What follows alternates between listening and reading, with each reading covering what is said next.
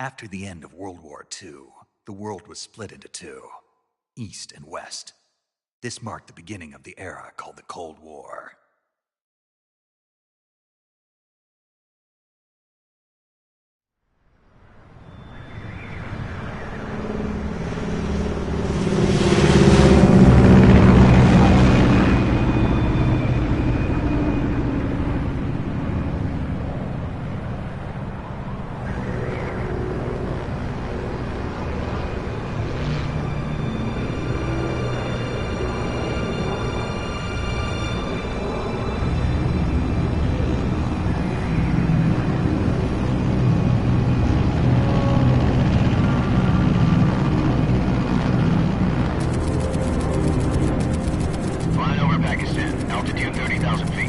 Approaching Soviet airspace.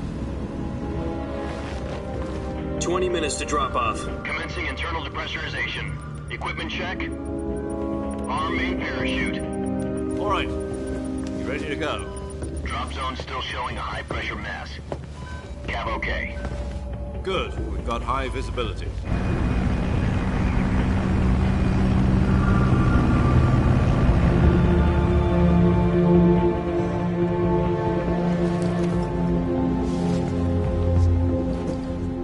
Cigar.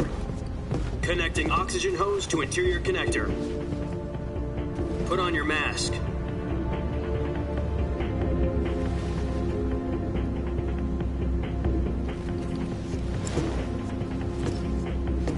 Does this panty waste know what he's doing?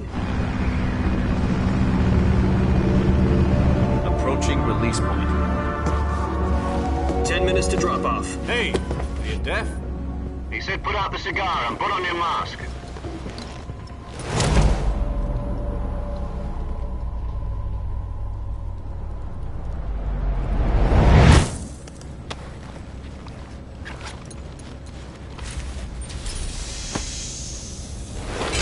Depressurization complete.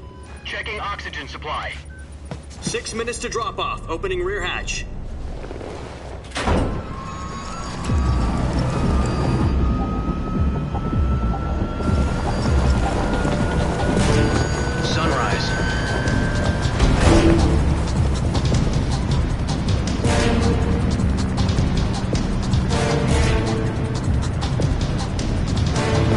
Temperature minus 46 degrees Celsius.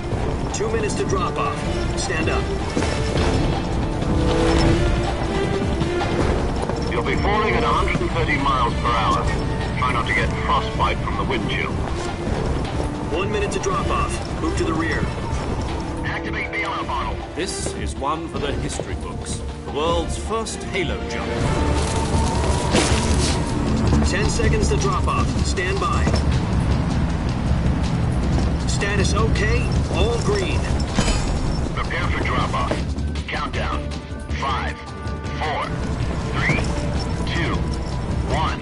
Spread your wings And fly. God be with you.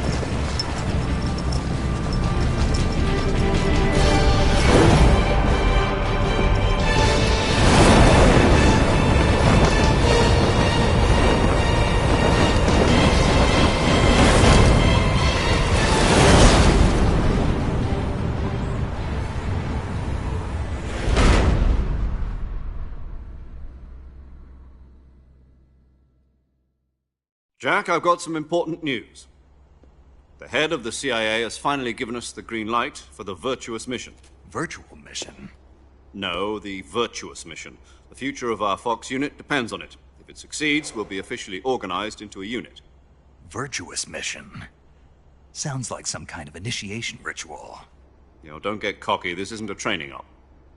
Right. So what exactly is this wonderful mission? Well, about 2 years ago, a certain Soviet scientist requested asylum in the West through one of our moles. His name is Nikolai Stepanovich Sokolov. He's head of the OKB 754 Design Bureau, one of the Soviets' top-secret weapon research facilities, and the East's foremost expert on weapons development. Sokolov? Isn't he that famous rocket scientist? The very same. On April the 12th, 1961, the Soviets achieved the first manned spaceflight in history. The Earth was blue, but there was no God. Well spoken. The rocket that carried Yuri Gagarin to orbit was the A-1, known as the Vostok rocket. Sokolov is said to be the man most responsible for the multi-engine cluster used in that rocket. After Gagarin's flight, Sokolov left rocket development to become the head of the newly established Design Bureau. From a lowly technician to head of a design bureau, that's quite a success story, so why do you want to defect? It seems he'd become afraid of his own creations. Afraid? Call it a crisis of conscience. And for that, he left his country and his family behind and went over the fence? Not exactly. One of his conditions was that his family was also to be taken safely to the west. We used a mole to get the family out first and succeeded in sneaking Sokolov over the Berlin Wall shortly afterwards. I was the one who conducted the operation. The security on the eastern side was still full of holes back then. Then what? We got Sokolov over in one piece, but the whole ordeal had left him exhausted, and we checked him into a hospital in West Berlin. It took him 2 weeks and more than 600 miles to get from the research facility in the Soviet Union to Berlin. He was in no condition to say anything coherent. And it was only a week later that we had something much bigger on our hands. The Cuban Missile Crisis.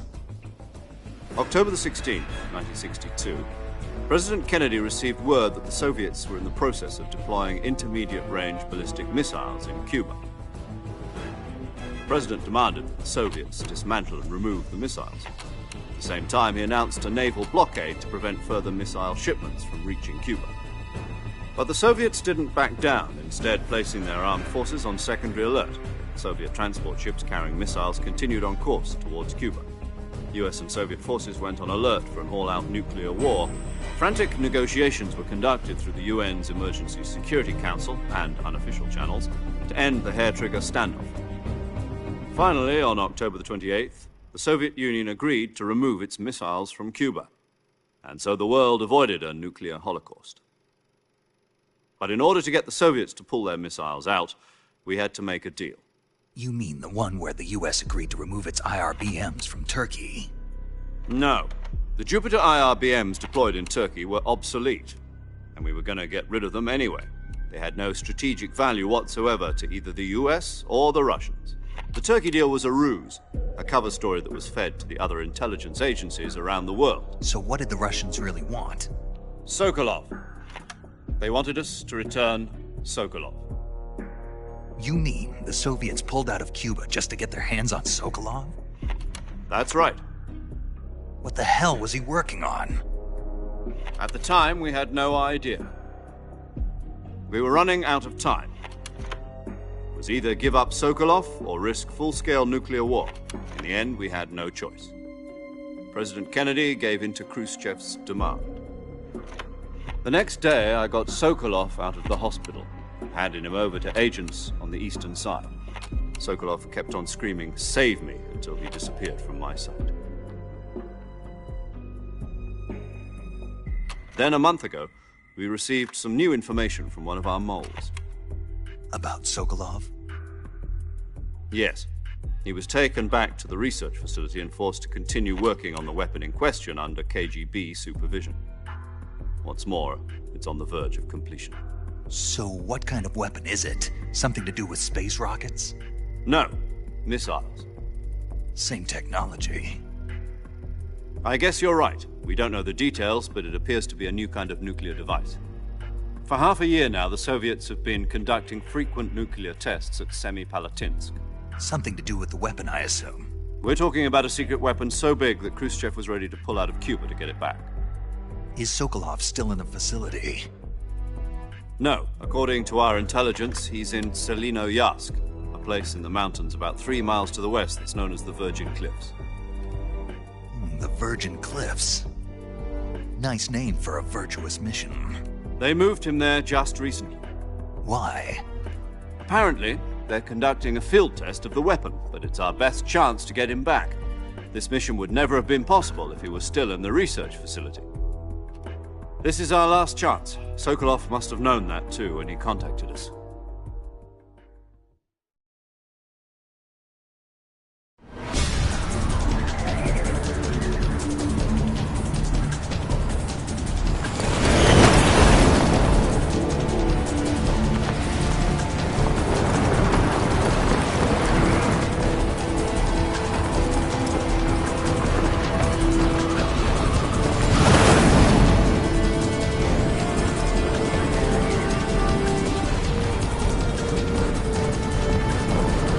Listen up, Jack. Your mission is to infiltrate Selino Yask in the Soviet mountains, ensure the safety of Sokolov, and bring him back to the West.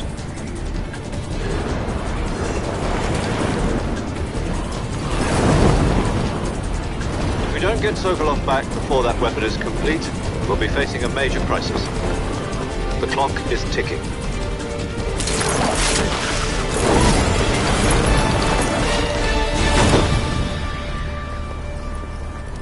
Once we've confirmed the rescue of Sokolov, stand by at the recovery point.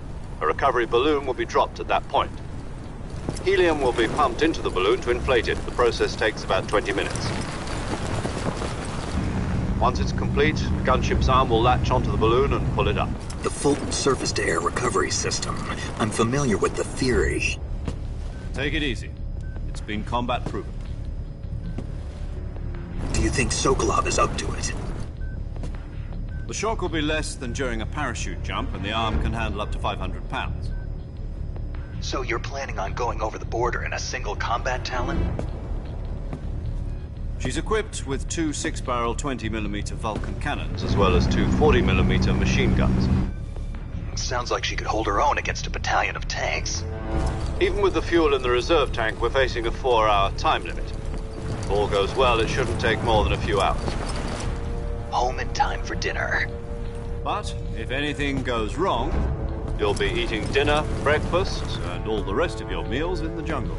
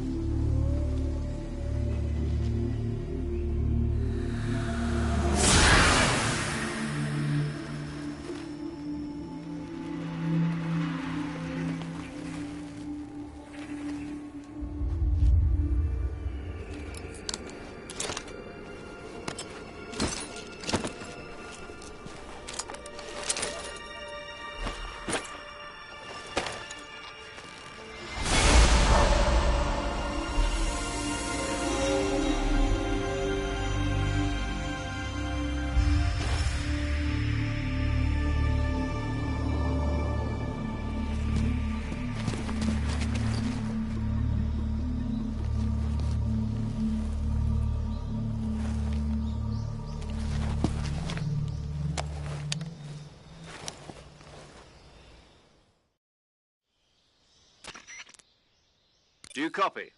You're already in enemy territory, and somebody might be listening in. From here on out, we'll be using code names to refer to each other. Your code name for this mission will be Naked Snake. I'll be referring to you as Snake from now on. You're not to mention your real name. Snake? Oh, you don't like snakes? What do you mean? Well, you've eaten one before, haven't you? In survival training. I'm glad to hear that. I don't know if I'd ever order one in a restaurant, but... Be careful, you might not have a choice. What about you, Major? What should I call you? Let's see. I'll be Tom. Call me Major Tom. This will be a sneaking mission. You must not be seen by the enemy. You must leave no trace of your presence. Is that clear? This kind of infiltration is the Fox unit's speciality. In other words, weapons and equipment are procured on site. That goes for food as well. You're completely naked, just as your name implies. Great. Now I see why you asked me if I like snakes. I suppose calling me Snake was your idea of a joke, too. No. There's a good reason for that. I'll tell you later when the time is right. Gotcha. Getting back to the subject, how exactly am I supposed to feed myself? You've been issued a knife and a tranquilizer gun. Use them to hunt for food. You'll also find some medical supplies in your backpack. Yeah, about the backpack. I lost it in a tree on the way down. I see. Well, you'd better go back and get it then.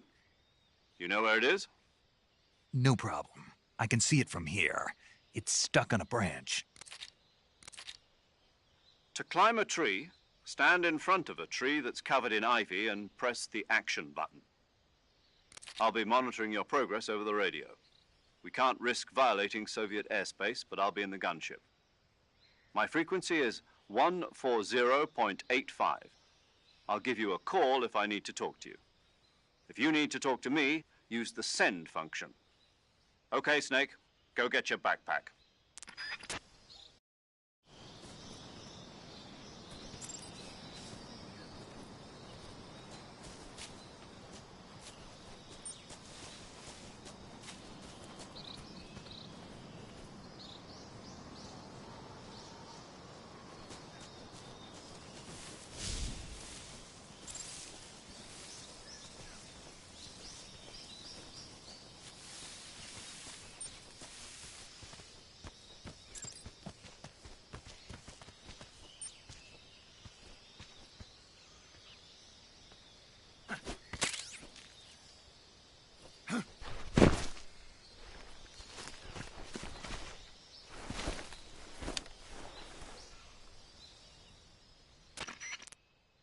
I see you've retrieved your backpack, Snake. To equip a weapon, it's necessary to take it out of your backpack. In the survival viewer, choose Weapon from the backpack. Your available weapons will be displayed in a list on the screen. From that list, choose the weapon you want to equip and press the Enter button. For other equipped items, just do the same thing from Item. Got it. Use the survival viewer backpack. Yep, that's right. Survival is fundamental to this mission. After you've been out in the field for a while, your stamina will start to drop. If your stamina gets too low, it'll affect your performance. You won't be able to shoot accurately, for example, and your wounds won't heal as smoothly. Keep an eye on your stamina so you don't run out. To recover lost stamina, you can hunt for local flora and fauna. You can use either your tranquilizer gun or your knife to hunt. My only weapon is a Mark 22 Hush Puppy tranquilizer gun? That's right. It's been fitted with its own suppressor. However, the suppressor will deteriorate every time you fire. Once its durability reaches 0, the noise suppression effect will be gone. So don't get too trigger happy with it. The suppressor's durability is shown in the icon. Any weapons and equipment beyond what you're carrying now, you'll have to find as you go. I have to find my own weapons and equipment? Whose crazy idea was this anyway? Solo covert actions are standard Fox operating procedure. You can't leave any traces of your presence. No weapons, equipment, footprints, sweat, or bodily waste. The same goes for bullets and cartridges, too. Your presence in enemy territory is already a violation of international conventions of warfare. There aren't supposed to be any American soldiers in Russia. It could spark an international incident. You can't let anyone see you. You can't let the enemy know you're there. This is a stealth mission. You're a ghost, Snake, in every sense of the word. And there'll be no rescue if you're captured. The military and U.S. government will deny any involvement in the affair. Then I'll just have to take care of myself, huh? I'm afraid so. You've been given a fake death pill for that purpose. SIS guidelines stipulate that soldiers on covert ops like this one be issued a potassium cyanide capsule. Tape it to your body so you can take it when you need to. How generous of you. Use it if you're taken prisoner by the enemy. It'll send you into a state of false death for a short time. Fooling them into thinking that I'm really dead. So, how do I come back to life? Just take the revival pill. You mean that thing they put in my tooth before the mission? That's the one. But be careful. If you remain in a state of false death for too long, nothing will be able to bring you back. Remember that. I'll keep it in mind. You said this was a solo mission, right? Right. I guess that means I can't count on any reinforcements. Correct. The mission rests entirely in your hands. A real one-man army. Relax. There's a support team ready to back you up over the radio. Who? I'll introduce them to you. This time, survival is of utmost importance. The first member of the support team will be in charge of monitoring your physical condition, acting as a medic, so to speak, as well as recording your mission data. She's a member of Fox as well, and she's here on the gunship with me. She? Hello, Snake. I'm paramedic. Nice to meet you. Paramedic. As in a medic who comes in by parachute. Aren't you going to tell me your real name? Are you going to tell me yours, Mr. Snake? My name, huh? It's John Doe. And they call you Jack for short. You're a regular Captain Nemo. A name means nothing on the battlefield. After a week, no one has a name. What's your name? Jane Doe. Very funny. I wasn't joking, but I'll tell you my name only if you manage to make it back alive. My frequency is 145.73. She's also in charge of recording your mission data. Whenever you want to save, send a message over the reserved save frequency, 140.96. So saving lets me record my mission data. That's right. It also records the state of your health. Good to know. There's one more person I want to introduce you to, Snake. Huh? Speaking of snakes, you remember the boss, don't you? A legendary soldier and your mentor. Actually, it was the boss that got the DCI's authorization in the first place. She's going to be serving as Fox's mission advisor. The boss is? She also helped me plan this mission. She and I were at SAS together. Jack, is that you? How many years has it been? Boss? That's right. It's me. Talk to me. Let me hear your voice. It's been 5 years, 72 days, and 18 hours. You've lost weight. You can tell just by the sound of my voice. Of course I can. I know all about you. Really? Well, I don't know anything about you. What's that supposed to mean? Why'd you disappear on me all of a sudden? I was on a top-secret mission. You didn't need me anymore. But there were still so many things I wanted you to teach me. No, I taught you everything you needed to know about fighting techniques. I taught you all I could. The rest you needed to learn on your own. Techniques, sure. But what about how to think like a soldier? How to think like a soldier? I can't teach you that. A soldier needs to be strong in spirit, body, and technique. And the only thing you can learn from someone else is technique. In fact, technique doesn't even matter. What's most important is spirit. Spirit and body are like two sides of a single coin. They're the same thing. I can't teach you how to think. You'll just have to figure it out for yourself. Listen to me, Jack. Just because soldiers are on the same side right now doesn't mean they always will be. Having personal feelings about your comrades is one of the worst sins you can commit. Politics determine who you face on the battlefield. And politics are a living thing. They change along with the times. Yesterday's good might be tomorrow's evil. Is that why you abandoned me? No, it had nothing to do with you. I already told you, Jack. I was on a top-secret mission. A soldier has to follow whatever orders he's given. It's not his place to question why. But you're looking for a reason to fight. You're a natural-born fighter, but you're not quite a soldier. A soldier is a political tool, nothing more. That's doubly true if he's a career soldier. Right and wrong have no place in his mission. He has no enemies and no friends. Only the mission. You follow the orders you're given. That's what being a soldier is. I do whatever I have to get the job done. I don't think about politics. That's not the same thing. Sooner or later, your conscience is going to bother you. In the end, you have to choose whether you're going to live as a soldier or just another man with a gun. There's a saying in the Orient, loyalty to the end. Do you know what it means? Being patriotic. It means devoting yourself to your country. I follow the president and the top brass. I'm ready to die for them if necessary. The president and the top brass won't be there forever. Once their terms are up, others will take their place. I follow the will of the leader, no matter who's in charge. People aren't the ones who dictate the missions. Then who does? The times. People's values change over time, and so do the leaders of a country. So there's no such thing as an enemy in absolute terms. The enemies we fight are only enemies in relative terms, constantly changing with the times. As long as we have loyalty to the end, there's no point in believing in anything, even in those we love. And that's the way a soldier's supposed to think? The only thing we can believe in with absolute certainty is the mission, Jack. All right, but do me a favor. What is it?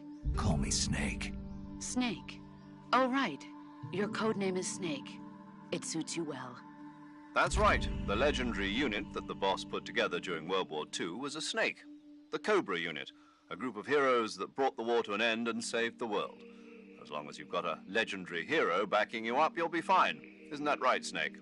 Yeah, I can't think of anyone else I'd rather have with me. Oh, and one more thing, boss. Yes? It's good to hear your voice again. Same here. After all, who knows if either of us will make it out alive? Snake, you are always best at urban warfare and infiltrating buildings. But this is the jungle. Survival is going to be key. Those CQC techniques I taught you are sure to come in handy. CQC? Close quarters combat, huh? I've been in the Green Berets for the past few years.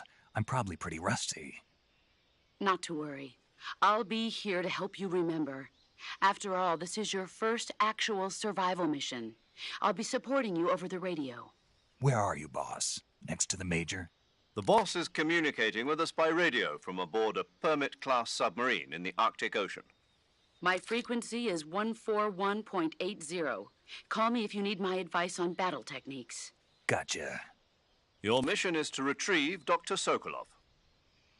Dr. Sokolov is being held in an abandoned factory located to the north of your current position. Avoid heavy combat and don't let anyone see you. Don't forget that this is a stealth mission. Snake, try to remember some of the basics of CQC.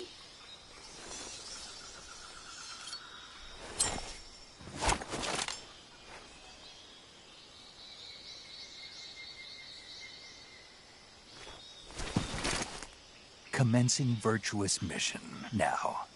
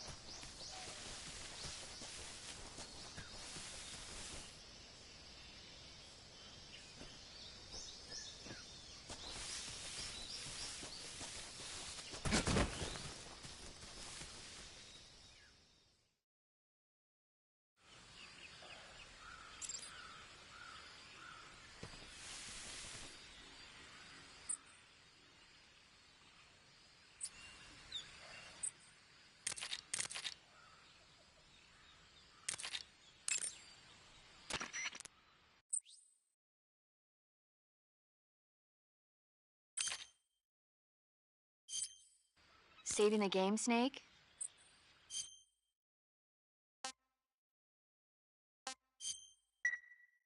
Hey, Snake, you ever heard of Godzilla King of Monsters?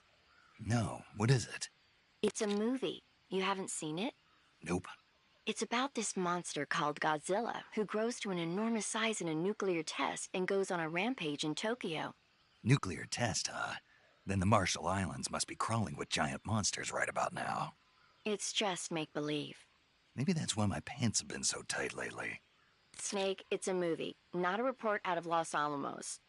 I know. So then what happened?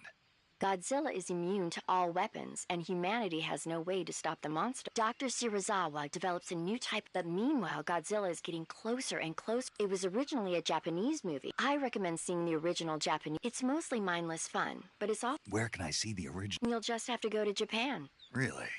That's too bad. And if you wait 40 years, you might be able to see it in America, too. It might even win a... Why's that? 2024 will be Godzilla's 70th birthday. You think they're still going to be making Godzilla movies then?